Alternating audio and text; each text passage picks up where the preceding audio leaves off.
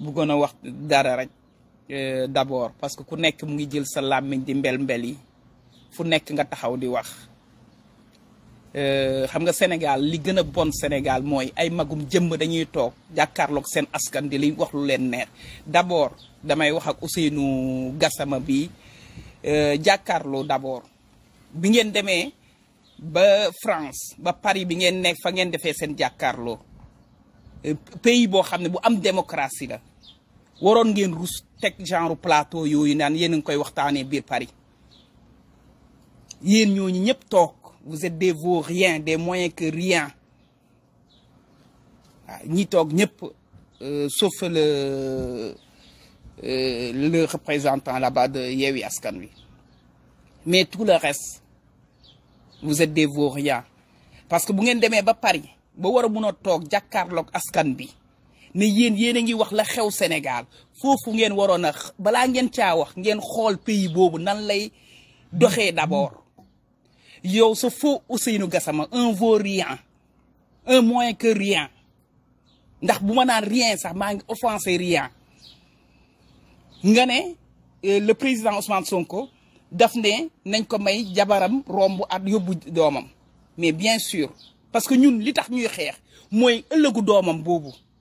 doomam mineur la doonam dafa war a jàng ñun ay ndeyam ay tantaam ay baayam nekkal ko ci tali bi ci naaj bu tàng bi di ko xeexal pour un devenir meilleur que celui-là sinon njàngam boobu muy dem jàngi ak toog kër ga mooy yem. Ousseynou Gassama tu as dit que def ne mu dugg ci otom bu rafet di romb yow waxal ak Macky Sall vu que du yooyu de Benno Bokk Yaakaar Macky Sall mi nga xam ne gouvernement yam képp ku ca nekk enrichir nga ci alalu sa askan ci Macky Sall moomu nga toog di défendre yow tu es un vaurien doom yow yàlla ngeen yàlla baal doomu xaram sa moo la gën yow Ousseynou Gassama ngeen baal ma ax c'est pas de mes habitudes toog di saaga waaye genre yooyu fekkoon leen fañ toog jur leen sax yàq ci nelaw la yow nga tiim nga ne Benno Bokk Yaakaar nga bokk nga ne yaa ngi défendre ku mel ni Macky Sall mi sàcc askanam sàcc frère am sàcc jabaram sàcc ay frère jabaram sàcc ay frère Macky Sall sàcc ay neveu ay jege ñaaleem gouvernement yam ku ci nekk ba ci loo sori le plus petit yaa ngi sàcc sa askan yow nga taxaw ne yaa ngi défendre kooku di pointer le doigt benn 4x4 boo xam ne forme ba moo fa nekk mais va voir l'état du 4x4 va voir l'état de cette voiture c'est pas que toute voiture grande et grosse rek ça vaut des millions yow doomu Ousmane Sonko xale su ndaw nga xam ne tey bu continuer ci nii Sénégal demee ëllëg ak si biir njàngam boobu ak rien ñoo yem nga ne ñun duñu génn ci mbedd mi ñun après sax ñun dañoo génn rek pour doomu Ousmane Sonko ñun dañuy génn pour xale yi ngay gis ñu nekk ci école yi ci abri provisoire yi ñi nga xam ne amuñu dara seeni parents sax mënuñ leen a inscrire ñiy dem université di bokk ay 20 personnes di bokk benn néeg ñii di tëdd ci couloir yi ñun ñoo tax ñuy génn ci mbedd yi ñi nga xam ne ñu ngi ci hôpital yi bugg a faju mënuñoo faju wala ñu jël seen ordonnance taxaw ci buntu hôpital yi di yalwaan ñun ñoo génn tax ñu génn ñuy xeex te mag mu ci toog naan Ousmane Sonko day génnee xale yi ci mbedd mi mag moomu li mu wax du dëgg man Aji Ndaw maa ko wax mag moomu lu mu wax du dëgg parce que Ousmane Sonko waxul kenn génnal ci mbedd bi ñun ñoo xool ne ñun lii suñu avenir bu ñu ci jógul taxaw ci duñu ko arranger du nekk nañ ko bëggee ñun ñoo taxaw ne ñun dañuy génn ci mbedd mi mais c'est pas Ousmane Sonko man Ousmane Sonko dafa may paasal billet avion ma ñëw Sénégal dafa xam ñaata laa fay pour ñëw Sénégal dafa xam lu ma bàyyi pour xam ñëw Sénégal dafa xam fu ma dëkk daa xam kuy Aji Ndaw mais allez vous faire foutre ngeen toog di fenal ay magum jëmm toog di fenal doomu jàmbur ah lu ñu wax ñu ne Ousmane Sonko ko def loo booy yi ndax dina wax ñu dégg non Ousmane Sonko dañ ko jël mu teel ñu suñu projet ñu ànd ak moom projet boobu mu gëm ko ñun ñu gëm ko ñu xam ne ñun lii mun na changer suñu pays mun na changer tout l'Afrique ñun ñëpp ñu jël bokk ci ànd ci di xeex loolu mais Ousmane Sonko fekkul benn doomu jàmbur ku ko ci teg kaamil nga fëgg ci kaamil bi ne da nga mus a gis Ousmane Sonko mu fëgg kër ne la hé génnal ci mbedd mi nga dem xeex magi duulkat yi ngeen doon ñi ngeen xam ne alalu àdduna moo leen jiital ah taxaw naan Ousmane Sonko yow Ousseynou Gassama yow da ngaa mën a fen da nga mën a fen lu tax waa Benno Bokk Yaakaar képp ku ànd ak Macky Sall rus nga du gouverneur du préfet rus nga wax dëgg mais c'est quoi votre problème yéen li Pape Alé ne nit dina fen ba gëm ay fenam yéen c'est ça votre problème mais nag nde Macky Sall en tant que président de certains Sénégalais moo mun a taxaw di nax askanam di wax loo xam ne du dëgg askanam kooku bu ko ñàkk àndalaa ndem en defee wàcc ngeen ñu wax waa jàkkaarloo ne on est à Paris c'est quoi être à Paris et être à Dakar c'est pareil au même xam nga lan mooy différence bu doon yow te na Paris nañuy doxalee ku bëgg a manifester génn manifester boo buggee taxaw yuuxu wax lu la neex Macron nga wax ko muy Paris di Suisse gii ma nekk soo amee lu la naqari nga dem fii ci biti jël sa micro wax la neex kaas la neex dem ñibbi sa kër différence boobu mooy entre Sénégal ak Paris mooy Sénégal ak fépp mais c'est quoi mais différence bi aussi mooy tey fii boo amee lu la métti di ko wax di nga ko am droit dem wax ko mais dinañ la déglu mais Sénégal dañ lay jël bënnalee xamul ne këttee la dugal la ci police bi jël la tëj la ah def la comme jaam di say droit ñu jël ko bafoué ko c'est ça la différence kan moo bugg a dem dëkk Sénégal kan moo mun a bugg a dund gi nga nekk Sénégal amul y en a pas qu'on se dise la vérité da ngay dem ba sa xol jeex parce que on dirait que ay animaux yoo xam ne xam nga di nangu métti yenn métti yi pour lan yàlla tegu la ko yow nga jël ko bu ko tegoo sa bopp nga bokk ak ay doomu xaj yoo xam ne dañuy toog ci télé yi dañuy toog ci seen biir kër yi dañuy toog di xam nga pour leur propre intérêt toog di yuuxu di wax ay fen man Sonko dafa mës a jënd billet avion man Sonko dafa mës a ne ma am ceeb bi plateau ceeb bi lekkal wala am ndox mi nga naan te pourtant à chaque fois bu ma déggee ne sama parti sama li ma gëm sama projet soxla na ma damay wàcci c'est pas pour Sonko mais c'est pour le projet yéen loolu ngeen comprendre bu ñu waxee ngeen jël doomu jàmbur bi ngayti ngi ko ngoy xam nga ngayti di yéen vous n'avez pas compris encore vous n'avez pas compris ñun projet la ñuy jaamu tey amul sëriñ buy taxaw di mbel di wax ñu mun la déglu jox la nopp bu baax bi non xam nga kañ lañ ko doon déglu bu doon sëriñ boobu dafa ñëw ak ñun si kaw tali bi xam ne xale yii sonn xale yii nga xam ne dañu bëgg seen avenir te ñoom sëriñ soosu muy sëriñ Seck muy keneen ak keneen ku ci boo xam ne soxla nga tey sa doom dem bitim réew jàng ji da nga koy am yow ñaata millions de sénégalais tey ñoo xam ne seen doom yi ñu ngi war a jàngi mënuñu dem jàngi ñu ngi bëgg a war a jàng sax ci dëkk bi jàng bu xam ne bu stable la bu baax mënuñ ko am ñoom seen sëriñ si ñu am les moyens ñoom gouvernement bi ñu am les moyens yéegal ci avion seen doom yi indi leen fii oui au contraire doomu Sonko mu ngi dem ci école publique bi ana doomu ministre wala doomu député wala doomu kenn ci sëriñ si ku ne ci école publique bi y en a pas bàyyi leen nax seen askan bàyyi leen ngeen nax seen askan bi yéen amul yéen kenn ci yéen nekkul sa doom newul ci école publique bi mais doomu Sonko mu nga fa amul kenn nee leen ma béy nit ci gouvernement Macky Sall wala ci sëriñ si bu dee seen doom yi ñu ngi jàng français wala ñuy jàng quoi que ce soit même arabe bi ñuy jàng bu ñu demee dañuy dem Caire wala ñu dem Maroc wala ñu dem ailleurs Arabie Saoudite dem continuer seen jàng mais loolu le pauvre Sénégalais celui qui n'a pas les moyens ñi nga xam ne ndeysaan mooy loolu ñoom kan mooy penser à leur avenir ñun bu ñu meloon ni yéen tey du ñu taxaw fii di yuuxu di wax bay mar ñun bu ñu meloon ni yéen dañuy def ni yéen ndax amul suñu benn doom Ousseynou Gassama ñun amul suñu benn doom bu naan ñeew Sénégal du doom suñuy rakk ak suñuy mag ñu ngi fii la ñu fa am sama yaay jëlee 86 ans 87 ans ñoo fa fekk suñu biir kër ñu ñëw vacances ñibbiwaat xale yaa ngi def nii donc bu ñuy di xeex lii c'est parce que dañu bëgg suñu réew bu ñu toogee di wax bay yuuxtu c'est parce que dañu bëgg suñu réew fii ni mu mel suñu réew mel ko te du yéen nañu ci génnee du yéen jamais yéen a ngi ciy génne conviction bi muy neex Macky Sall muy neex askanu Macky Sall muy neex gouvernement Macky Sall Ousseynou Gassama ñun on va foncer c'est du Sonko moo ñuy téye parce que Sonko du ne moom moo ñu naan génn leen ñun ñooy xool na génn jot nañu génn ko tout Sonko il est juste un porte-parole quelqu'un qui croit à ce projet comme nous ñun li ñuy def ñoo koy defal suñu bopp ñooy cotiser suñu bopp ñooy demal suñu bopp ñooy waxal suñu bopp ma sama maa ngi nii taal sama live di wax Sonko dafa yëg ne maa ngi wax su dafa Sonko dafa xam ne maa ngi mbelbeli ñun kenn fayuñu ñun bii la le cœur la conviction la tête ñun loolu moo ñu yóbbuloo mais pas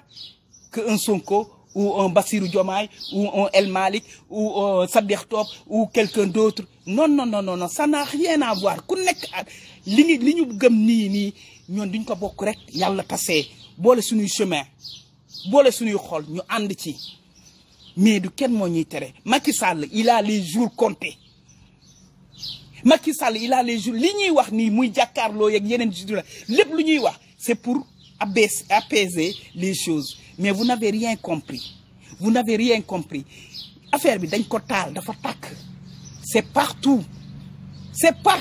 comme li démb ay ñag ne ma soo soxlaayee boo buggee ñun on vient combattre avec vous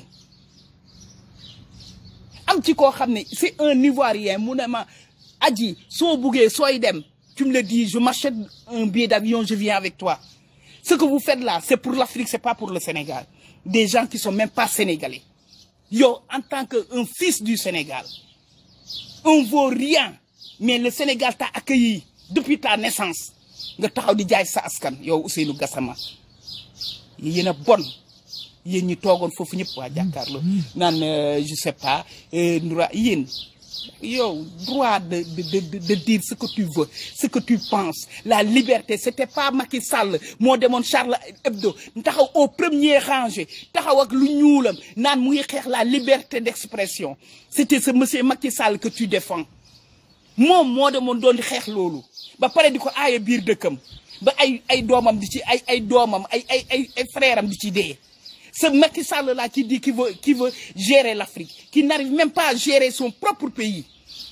dans son pays il y a des gens qui meurent de faim ñoo xam ne ils n'ont même pas de l'eau à boire mu amuñ ndox bu ñu naan amuñ lu ñu lekk amuñ lu ñu fajoo ce Macky Sall là qui était devant au Charlie Hebdo c'est le même Tom que ses propres frères et sœurs dans son pays qui meurent de faim ngeen taxaw fii pour gëmloo ñu lan parce que yéen ku ci nekk yaa ngi xalaat li ñu lay fay fin du mois ça c'est juste un bout de papier warute sa ngor sa dignité moo ëpp loolu sa askan war na la taxal nga daw ba dee Paris boobu ngeen nekk c'est France là lu métti ses propres enfants même bu dee l'Afrique l'a aidé il y avait ces enfants qui ont lutté pour ce Paris d'aujourd'hui ces Français bu ñu waxee ngeen ñu jël di xamatu je sais pas qu'est-ce qui se passe chez vous le nègre mënut a fexe mukk ba gëm boppam man c'est ça qui me fait mal pourquoi le nègre du gëm boppam pourquoi le nègre du ne man je peux m'en sortir avec juste ma tête y croire le cœur loolu la tubaab bi du jinne du rab du dara je vous le dis je suis là avec un blanc mon mari il est blanc mes filles sont des moitiés blancs je vis avec eux depuis ma toute petite mais musuma cee gis jinne du ma dox sax guddi Sénégal mun naa dox guddi ragal fii doo dox du guddi ragal ndax y a rien c'est juste des êtres humains qui croient à leur pays qui se luttent mais ñoom ñëpp qui luttent pour leur pays te ñoom ñëpp dañoo doon benn mais l'Africain da nga koy jël sax ñëw teg ko sa wet l'Africain di la poignarder il y avait autant dama ne woon voilà man je peux plus embaucher que des blancs oui dans ma société j'avais que des blancs ma ne naa jël benn noir au moins parce que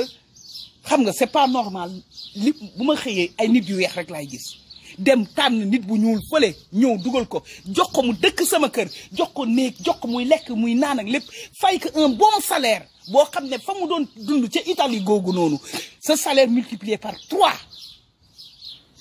et demi astafurlah salaire bi ma ko doon jox mais ce même noir dugg sama biir société di jéem di xamul sa ne man mi ko jël maa moom lii pour moom noir warta mun a chef ay tubaab di jéem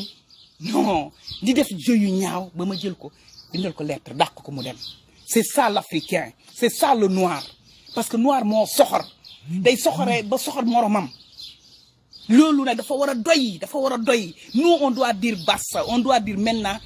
il est temps que ñun ñu gëm benn affaire ñun on doit être cette génération boo xam ne demain ñun la ñuy waxtaanee mais sans aucun intérêt ñu dem ba jeex sauver notre pays li ñi gaañu ñuy yàlla yërëm leen xaralee leen àjjana mais la tax ñu gaañu ñun nañ fexe ba nga xam ne loolu du saaw du niil nañ leen dem ba jeex bu ñu kenn génnee ci fi ñu teg suñu tànk Macky Sall li mu bëgg du am Yewwi Askan bi day bokk par A ou par B li Yewwi Askan bi bëgg day bokk par A ou par B il faut que démocratie ñëw sa démocratie bi ñuy wax Sénégal c'est pas du démocratie loolu amul fenn dictature moo fa nekk ñun nag on dit non et basta.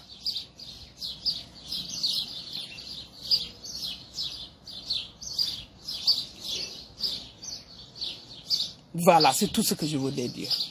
beneen nag koo xalaat ne Ousmane Sonko moo ñuy génn loo ñun kenn génn loowuñu kenn génn loowuñu lépp lu ñu def rek sunu bopp ak sunu xol moo ñu ko defloo amul kenn ku ci teg kaamil waat ne Ousmane Sonko ñu def yàlla dina lakk ba ku la seen di lakk moo tax mag boo toogee di wax muy yéen muy góor di jigéen waxal li nga xam ne mooy dëgg ndax ëllëg ak si biir parce que too la jàkkaarloog sa moromu gor jàkkaarloog sa askan di wax lu ba ëllëg ngay sëgg bu ñu waxee ñu ne l'Afrique da ngay wax ak sax tubaab mais tu te dis mais pourquoi ça ñoom dem nañ ba gëm ne l'Africain du musa dem parce que xool nañ durant tous ces années africain mooy jaay moroomu africain am africain mooy yàqal moroomu africain am africain du la bëgg a gis sa ngay dem africain du la xam sax di wax ci luy ñaaw comme ce que Macky Sall fait faire ces trucs ñi ànd ak moom lim la ñuy def loo même chose la yaa ngi la ñuy saagaloo bu ñu waxee nga ne ñeneen ñi ñooy saaga alors que ñoom ñooy saaga kan nga gis bu bokk Pastef yore nag nekk carte de membre Pastef gëm projet bi nga xam ne mooy le projet de Pastef de Yewwi Askan bi kan nga ci gis mu taxaw di daggi saaga ndey y en a pas te chaque jour ngeen taxaw ne ni waa Yewwi Askan baa ngi saaga waa Yewwi Askan baa ngi nii c'est pas vrai donc ça c'est des mensonges chez moi on l'appelle des mensonges chaque jour ngeen créer benn affaire ne Yewwi waa Yewwi Askan bi la alors que c'est faux archi faux billaay Fatou bul non gis nga Fatou lépp lu ci dal rek amul kenn koo xam ne même kër boo koy tabax tu as besoin de suuf ciment béton comment dirais-je fer et tout l'embarras. Tu as besoin de ça et c'est pas dit que suuf bi ngay jënd jali suuf bi yëpp ngay utiliser non c'est comme ça dans la vie il faut des sacrifices dans la vie il faut nga xam ne yow lii nga bëgg te lii nga bëgg mun na la jëriñ mun nga cee loru mais du tere danga ciy dem parce que jali suuf boobu nga ne dama koy tabaxee kër gii nii jali suuf bi du lépp ngay utiliser une grande partie dañ koy utiliser am na loo xam ne day des ci suuf sax la vie c'est comme ça du ne ñun ñuy génn di combattre yëpp pour la réussite de l'Afrique je dis même plus le Sénégal la réussite de l'Afrique du ne ñun ñëpp ñooy rentrer chez nous man combien de fois j'ai pris l'avion pour venir au Sénégal pour ñëw battre campagne ou pour ñëw même des fois y a même pas de campagne da ngay ñëw rek pour sensibiliser les gens je l'ai fait 1000 fois maintes fois je l'ai fait mais mun na bi may dem munoon naa dem des fa mais je mets tout ça en compte man maa bëgg lii maa bëgg am lii donc lépp lu ma ci fekk rek naa xam ne lii moo taxoon ma koy def te avec honneur laa koy def c'est tout donc chaque jour rek nañ ne tey une journée de moins pour Macky Sall les législatives et le présidentiel une journée de moins comme j'ai fait un calendrier chaque jour ma barre benn ne ko ça te reste ces jours c'est peu de jours nañu gëm lu ñu gëm fi ñu ko teg buñ ko teggi ñoom buñ ñu ko teggiloo ñoom ñu ngi ci li leen neex ñu ngi xoolal bu ñu feebaree dinañ faju seeni doom ñu nga fu leen neex ku la ci taxaw di la wax ne la bul rayante pour sa avenir ne ko ndax yow sa avenir dafa pare ba pare wala yow nu mu fa demee et soo ko xoolee bu baax da nga xam ne lui il est à l'aise képp ku sonn du la ne la bul jóg dem uti loo lekk ñi nga xam ne sonnuñ dara ci yu leen ñoom rek ñooy taxaw di def le tout parce qu'ils veulent que les gens restent encore plus pauvres pour que eux ils s'enrichissent. La vie que c'est comme ça mais léegi nag ñun on a dit non basta non c'est pas piu ñun dañuy dem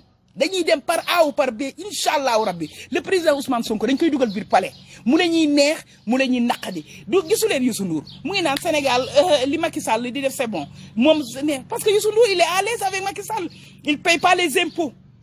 du fay impôt du def dara lu Macky Sall wax mu ne gongo est-ce que mo Youssou Ndour dina génn li saaga Macky Sall du ko def jamais parce que lépp lu mu bëgg yu Macky Sall la ko koy defal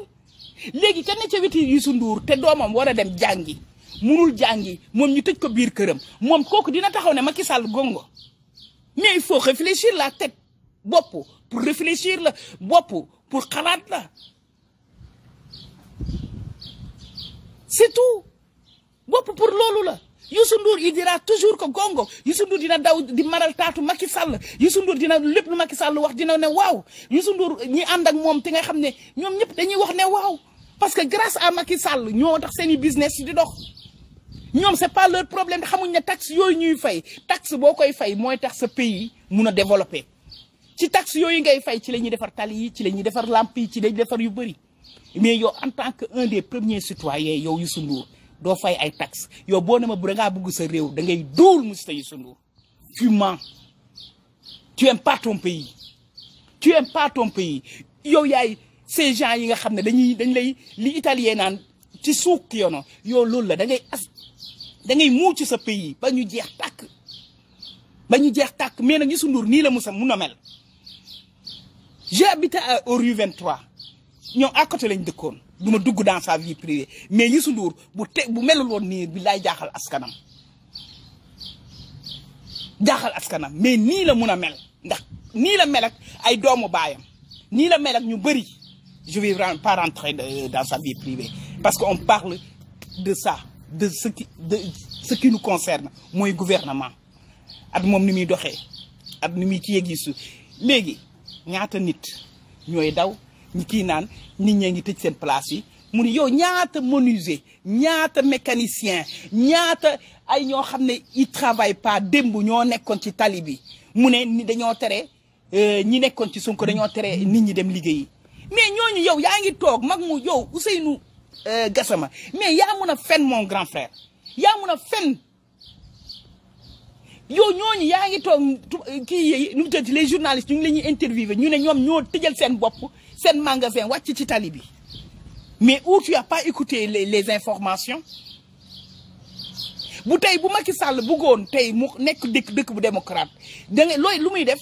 dañoo bëgg a manifester leen ba ëllëg vous avez tant d'heures bu ngeen paree ku nekk dem ñibbi mais c'est pas ce qu'il veut Macky Sall il veut foutre le bordel c'est ça mais nag le problème mooy dafa foogoon na bu waxee loolu ñun ñëpp ñu dem toog suñu kër yi moom comme ça il fait ce qu'il veut mais le fait que partout dans le monde xam nañ li xew démb Sénégal c'est ça qui l'énerve et ça va continuer à l'énerver parce que ñun lépp lu naqadi Macky Sall neex nañu on vit que lépp lu naqadi Macky Sall mais dañ koy teg ci yoon merci c'est tout ce que je voulais dire et je remercie à toutes ces personnes qui sont là maa ngi la ñuy Fatou nuyu naa la ma sœur Diallo Diéry nuyu naa la bof voilà restons xam nga mobiliser la résistance bu ñu ci kenn dindi bu ñu xalaat leneen ñun ñooy génération bi nga xam ne mooy changer les choses en Afrique je dis même pas au Sénégal en Afrique ñun génération boobu nañu mobiliser wu taxaw résister c'est notre droit résister bu ñu buggee génn dañuy génn par A ou par B c'est pas Macky Sall te yéen sénégalais yi parce que ñi génnoon ñëpp du yeewi askan bi mais sénégalais yoo xam ne dafa am lu leen métti ñuy génn yéen ñëpp bu policiers yi jàppee benn nit mais pourquoi da ngay gis ay 4-5 policiers ay une trentaine de personnes taxaw foofu di xool kooku loolu amul fii en Europe amul fii en Europe na benn ñaari policiers ñëw di jéem a jàpp kenn mais ñëpp la fay ñëw fekk récupérer nit ki sànni ci ginnaaw mais il faut être moo tax sénégalais nañ bàyyi l'égoïsme nañ leen fexe ñu doon ki ñuy jàpp na mel ni yow la na mel ni yow la buñ taxaw di xoole bu dee une dizaine de policiers y a une 50, 70 personnes yu taxaw mais ñooñu policiers yooyu war nañ leen mën a të récupérer leen ne leen ñuq fale récupérer nit kooku noonu on gagne du temps ñu avancer yéen vous êtes plus nombreux yéen a ëpp policiers yi mais lu tax ngeen ñu bàyyi policiers yi ñuy jàpp ñi ah nañ leen fexe nag li ñuy def ñu doon benn d'abord ndax xeex balaa moo neex xam nga résistance balaa moo neex li ñu soxla balaa moo neex ñu doon benn ku nekk sa bët nga koy xooleeg sa morom jeex na tàkk bu ñu xamee ne kii li ma gëm boo fuggee dënnam bi wala nga ubbi dënnam ba la may yëg lay yëg na kooku na doon man ma doon moom patriotisme fii la day métti mais fii lay nekk muy neex fii lay nekk c'est tout ce que je voulais dire et bon week-end à tout le monde nañ leen foncer ça manque pas beaucoup de temps nañ leen foncer rek incha allahu rabbi yàlla daf ñuy may ndam bés bu ñu yàlla mayee ndam ñu door a wax la ca kanam mais bu amul kenn bu man de du mag du rak du ma sàmba du mën a dem du ma sëriñ du ñàkk sëriñ du kenn ku may taxaw dema aji ndaw lii ma gëm man aji ndaw ma gëm benn affaire ma yaay di ñëw wala ma baay ma ca àllaaxira di ñëw wala sama frère wala sama sëriñ ñëw ne ma aji ndaw lii nga gëm waroo cee nekk non déedéet je suis désolé ngëm-ngëm mooy doomu aadama nit ki boo ci génnee ngëm-ngëm ci moom desul fu dara ñun Baye daf ñoo libéré on est libre de penser on est libre d'aimer on est libre de croire ñun nag lii lañ ko gëm lii la ñu gëm ku mun a ñëw fekk si ñu ci li ñu gëm ñu tegal la lu leer ne la lii la ñuy combattre bu la doyee nga ñëw ànd ak ñun ñu dem mais du kenn ku taxaw dañu wax ku mu am looy wax demal wax ak Macky Sall moom nga xam ne dafa nopp askanam waaw ji nga xam ne dafa bañ askanam respirer kooku moom ngeen war a waxal ça vaut rien je suis désolé d'être né au Sénégal je suis désolé d'être sénégalaise je suis désolé africain même parce que c'est une honte boo gisee ni Sénégal di demee da ngay rus doon sénégalaise da ngay rus doon africain buñ la waxee dara c'est parce que dañu mel ni ñoo xam ne moo tax bu ñu waxee ñu naan ay savane baak forêt baak yooyu ñun dafa mel ni dañuy ci ñooñu la ñuy xool mais nañ leen doon nit benn yoon la dee benn yoon la li ngay da nga koy lutter mu jeex ñun instant bi waruñu woon taxaw sax Macky Sall di yendu foofu parce que sur les votes on a compris qu'on est plus comme les trucs de Macky Sall ñun xam nañ ne